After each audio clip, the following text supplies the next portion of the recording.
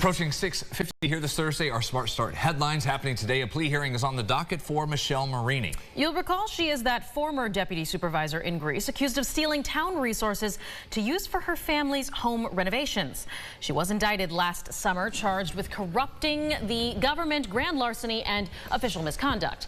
Since her arrest, News 8 has reported on multiple lawsuits against the town from families that say GPS trackers were put on their vehicles and they were put under 24/7 surveillance after they had raised concerns or questions related to Marini.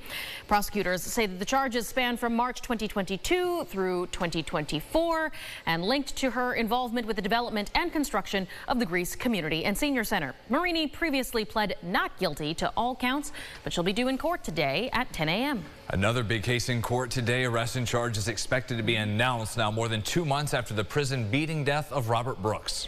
We have Ron Spitzer out live in town, taking a look ahead at the timeline and what we expect to hear this afternoon. Ron. Yeah, guys, this comes after a grand jury reviewed the case and handed up an indictment. Now, according to multiple reports, that will be unsealed today, and then we'll find out exactly how many members of the Marcy prison staff will face charges. This is all happening in a courtroom in Utica. The Onondaga District Attorney, the special prosecutor in this investigation, has only said this will be a noteworthy development, stopping short of releasing any other specifics before today. The Albany Times-Union reports numerous correction officers are expected to face criminal charges, although it's unclear what counts they may face. Brooks, an inmate from Greece serving time for assault, died December 10th, more than 6 hours after he was beaten by officers in the infirmary at Marcy Correctional Facility. His death was ruled a homicide. 17 Marcy staff members have been suspended or resigned in the wake of the assault. Here's what the Brooks family told us when they filed a civil suit. Nobody could have told me that there were 15, 16 men that would jump on you with handcuffs on. Nobody could have made me believe that until I seen it with my eyes. So for me, it's about the fight. I believe that my son died so that there are some fathers that will make it home from prison. And I will never get my father back. They'll have to take it from me forever, but we will not allow his death to be in vain. This pain must lead to justice for my father and for our family, and we will not stop fighting until we get it. The announcement in court will be made at 2 before a judge, and then afterwards there's set to be a press conference where the prosecution is set to give us some more information. For now, reporting, Ron Spitzer, News 8. Ron, thank you. As that plays out today, all this comes as the ongoing strikes are happening at more than 24 state prisons. A judge ordered these officers to get back to work following 3 days of unsanctioned strikes by staff. They say they're being asked to do too much in unsafe conditions at the prisons. The governor has since sent the National Guard to help out alongside another group of workers that are called in to fill the gaps, and some of them now voice their own concerns. News 8 spoke to a Buffalo parole officer and her husband who say she unexpectedly got orders to report to the Collins Correctional Facility in Erie County. That couple calls into question the safety of ordering parole officers to serve as corrections staff and urged the governor fix the issues that drove those initial guards away. My wife had none of that training. My wife is dealing with parolees. I don't know when to expect my little bitty wife home again, whether it's in the same day, whether it's 2. I don't know whether she's going to be thrown into a prison facility or whether she's going to be doing transport, which in fact is dangerous. This is putting many lives at risk, and we need help. In response to this concern, Docs says that the parole officers are peace officers, and some of those same staff have been deployed to prisons, and they have come through the correction officer ranks.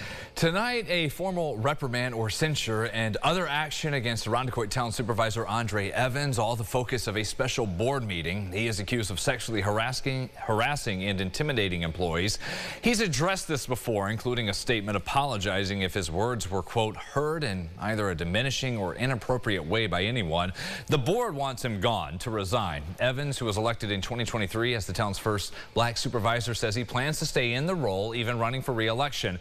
In response, the board will take up the resolutions this evening at 7. This would require Evans to work remote and take a sexual harassment training course. He would also be barred from performing many other official duties associated with that leadership role. The county DA, meanwhile, that office of Sandra Dorley, still looking into potential criminal charges. Well, a life-saving rescue at Sodas Point after a surfer called for help and neighbors nearby sprung into action. During the brutal cold this week, Tuesday night, a man from Syracuse got stranded. First responders say he could be heard shouting just before sunset as he was surfing near the old lighthouse. The waves, though, pushed him up against the ice wall and he was trapped. He started yelling and people heard his pleas, quickly called 911, and then members of Sodas Point Fire, that department, got him back on dry land. Thankfully, he did have on a dry suit designed for cold conditions. He was checked out at the scene and then sent home on his way. Just about time to have a final update on that weather. For now, let's give you a live view outside from our Greater Rock Sky Eye. Things moving along there on 490. We've had just a few minor issues reported around the metro right now. Still working to clear that one 590 northbound at Bayview Road. Another one east side 441 west, Linden Oaks. Sunrise traffic updates again when we see you during CBS Morning, 725. All right, the weather as promised. Snow, huh? Yeah? Yeah, that's right. Snow for everybody. You know, I think about that soda story. I'm so glad it ended well. Oh my gosh. Agreed. Yes. If this would have been 500 feet out, the edge of the ice. But I appreciate that people were paying attention and actually listened and acted. Yeah, exactly. So let's look at that camera. This is what it's like out there. Oh my gosh, come on. Right now. I know. Can you imagine being Frozen. in that water? Yeah. So yes, a good news story there. Glad that person was able to get home safe. We've got cold temperatures stuck in the teens and 20s, and yes, expect more snow this afternoon and tonight. Most areas kind of a general 2 to 4 through tomorrow. You can imagine higher numbers going to be north along the lake. Then balmy, a little warmer coming up this weekend. We'll look forward to that. Enjoy your Thursday. Have a great day.